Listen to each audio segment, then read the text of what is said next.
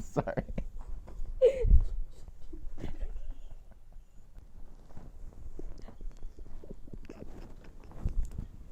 We're gonna have to start from the beginning. We're sorry.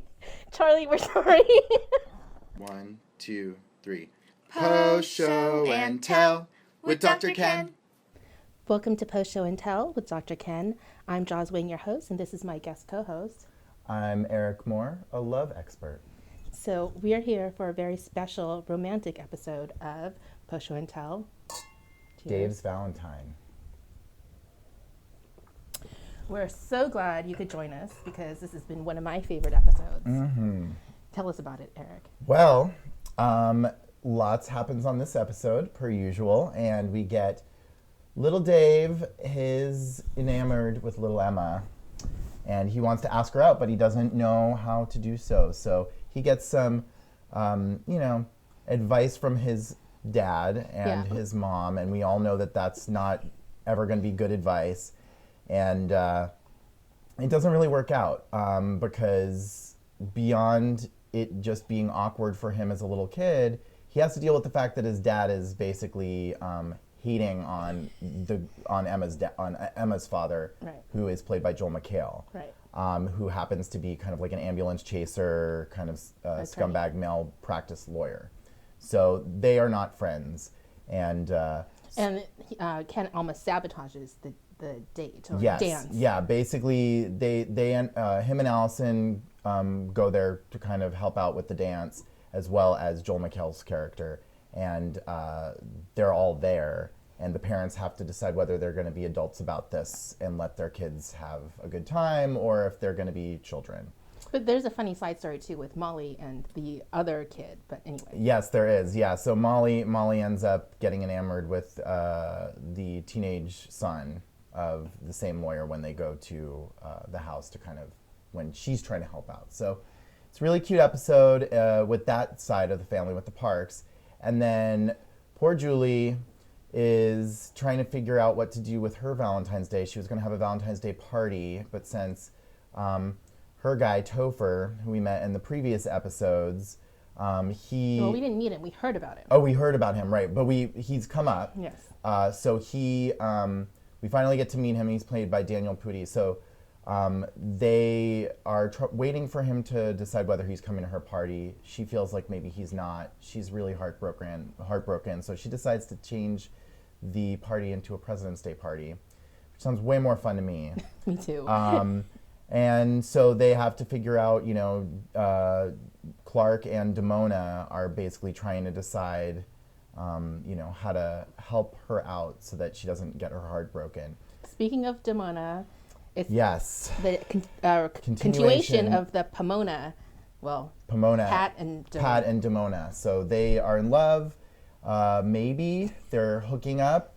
And so they have to kind of talk to the HR professional in their office to make sure that they aren't breaking any rules. And of course, Pat is giving more information than this poor HR woman probably wants to hear. So those are kind of the storylines going on. What do you think of Valentine's Day? Are you a fan of Valentine's Day? To be honest, I'm not really a fan of Valentine's Day. And I've been told that I'm not romantic. Which I thought I was like kind of romantic, but I guess maybe I'm not. Maybe I'm just... Well, as a love expert, okay, I can tell you that I am romantic. Yes, very, very much so. You have to take some lessons. Yeah, JD wouldn't say I am, but in my head, I think I do okay. You're very romantic with me, though. Yeah, our love affair has gone on for many years, and longer than our relationships with our partners. But anyway, the point of all of this is that we've dedicated this episode as well to Valentine's Day, even though it's not our favorite holiday, by doing, making it lovely. We're glad to spend it with you guys. So thank you so much to our audience and to my lovely Valentine's date. Well, thank you. I don't know. Do you have any good Valentine stories?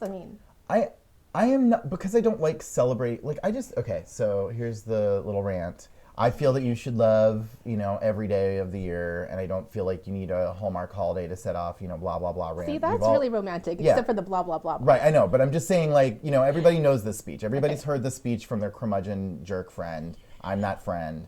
This is how I feel about the holiday. So we never really do anything on Valentine's Day. We do plenty of stuff like the rest of the year, whatever. But because we don't really do much for Valentine's Day, I never really remember when it's coming up. So we had a good friend, our friend Ty, who owns an ice cream shop. We had been trying to get him together for dinner numerous times, and we just kept, having to reschedule. So finally we found a day that worked. We're really excited. He asked if we had reservations. I said, no, I don't think we need reservations. We show up at the restaurant. There's a long line of people who are all couples. And we realize, it's Valentine's Day, and we're trying to go out to eat on Valentine's Day, which is never a good idea if you don't have a reservation. Nope. This was a small place, and the funny thing about it was because there were 3 of us, not 2 of us, we got seated immediately because there were a couple of larger tables and nobody was sitting at them because it was all couples, because usually you don't go out with friends on Valentine's Day. That's probably the best Valentine's Day story I have. Well, you and I had spent a Valentine's Day together. Oh, yes. There's we had. Video evidence of this. There's video evidence of a Valentine's Day where Jaws and I are eating. And if any of you can find it, feel free to share it in the comments. But we are not going to disclose this information. Anyway. It's a treasure hunt. So, since it's Valentine's Day. Yes. We have something very special planned for you here at Push Show and Tell. We did have some scheduling issues with trying to get on the set and talking to the cast like we usually do. Yeah. So actually, the cast doesn't know this. They're going to be a part of our show today anyway. Yeah. We have a new segment, and it's called Can I Craft? And what makes this segment so special is that we're starting it on Valentine's Day. And what do you craft on Valentine's Day? Valentines. So we came up with our own Valentines. I'm sure that these will go into mass production for next year. This is our $1 billion idea, people, so you saw it here first. Yeah, and so, Jaz, why don't you share our first Valentine? Well, of course. Can I be your Valentine? To get it? It's a play on words. And then, so we went with the doctor theme, right? So here's Dr. Julie. It says, paging Dr. Love for you, Valentine. So, of course, we had to have the Park family involved. So, can I park my love with you, Valentine? See, all the Parks are there? Yeah. And if that wasn't brilliant enough, we went to Welltopia and we get Pat Me on the Back if you love me, Valentine. So, this might be a little risque, but since we had already talked about the Pat and Damona, the Pomona, here's I'm an angel on a date, but a Damona in bed. Pretty racy, huh? And so we had a little bit of trouble with some of the others, so we started going with the names of the actors, because some of those were a little bit easier to work into a Valentine. So, for example, I'm Nakamura in love with you. See? It's pretty clever. Susie Nakamura.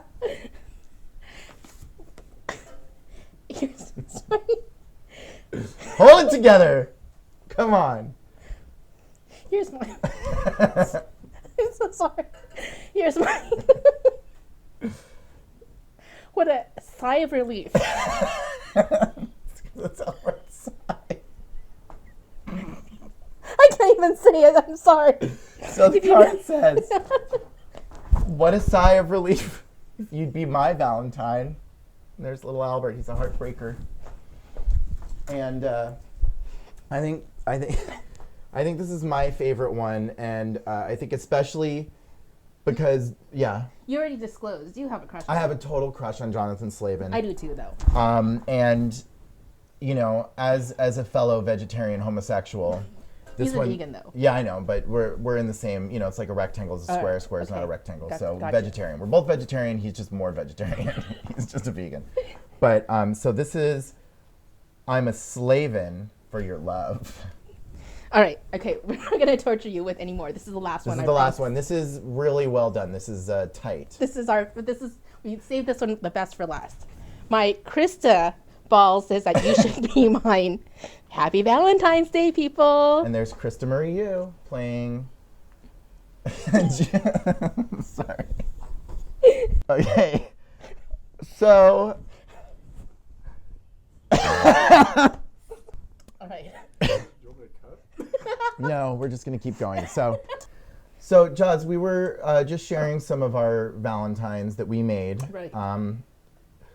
Do you have any memories of like handing out Valentines when you were in school? Did you guys do that, or was it not something they did in your school? Well, we did it in the school, but it was, you know, with all the holidays, you know, all the American holidays, definitely, especially I was younger, we struggled with them because my parents were not familiar with the holidays. Yeah. So, like Halloween, they got, Christmas, they kind of got, Valentine's is kind of weird. Because expressions of love are not really something that, I mean, at least in that generation, expressions of love was not something that you would do in a lot of, at least Taiwanese households. Gotcha. So that was a little bit hard. And also, it's like really awkward at some point, right? Because if you have a crush on somebody, like, do you, like, I mean, I think at school they made you, if you give Valentine's, you have to give. Yeah, we had to everybody. do them for everybody, yeah. But, so, you know, I don't know, like, it was just something that I didn't really understand at first because it just didn't have any context. Yeah, I always really liked getting the Valentines because they were usually very pop culture. You know, people would get the ones that you like tear and then you fold up. Right, and, right. You know, they'd have like, you know, whatever celebrities were, you know, popular musicians or cartoons or whatever. So it was kind of like, you know, what kind of puns could you get? But I always think of the Simpsons one with where Ralph gives the card and it says, "I choose you." I like that one. And those are kind of the ones that I like. Super cheesy, you know. Well, I liked the candy, to be honest with you. So, like, our strip of Trojan band. You call them condoms, but they're lollipops. Some of them are broken. Did you break my heart? I broke your heart when I dropped your heart earlier. But I don't know. Maybe they're good. Are you gonna have one? Yeah, I want one. Okay. But I want this red one. If we have to do another shoot or another take. Here, I'm gonna eat it. Okay. All right. No, it's but pretty good. Of course, like the little, what do you call those little candy hearts that have the little messages on them? Oh yeah, the conversation hearts. Oh, is that what they're called? I don't know what they're called. The originals, that were Necco brand, were made not far from where I grew up, at the Necco factory in Cambridge, Massachusetts. Yeah, I just learned something, and so maybe you did too. Yeah. So anyway, let's actually talk about the episode for a second. Yes, please. So, like, okay, so there was a lot going on with the Valentines and also with Pat and Damona, but like the whole thing with Topher and Dr. Julie, like it's been like kind of drawn out, like all the hinting about Topher. Julie's been talking about him. We never saw him. We find out he's a real person, and he actually shows up. And he's kind of not the nicest person. He's kind of he's into himself, yeah. Which sucks. Like, okay, sucks for Dr. Julie for sure. You know, although what's really sweet is how protective Clark and Damona are of Julie. I do really love that. Yeah, they're super sweet, and you know, Clark even leaves his cowboy-themed Valentine's party so that he can come and, you know, protect her. And Damona's, you know, trying to be, you know, not basically, you know, dial it up to 10 and kick this guy's ass, but he definitely, you know, is pissing them all off because they don't want him to hurt their friend. Well, there's a couple of things that I liked about that whole kind of storyline. Yeah. One is the whole, when Damona is like, I gotta say something, and Clark is like, no, you can't say something. Right. Have you ever been in that place where you're like, that person is not good for... Yes, and I probably can't talk about them on air.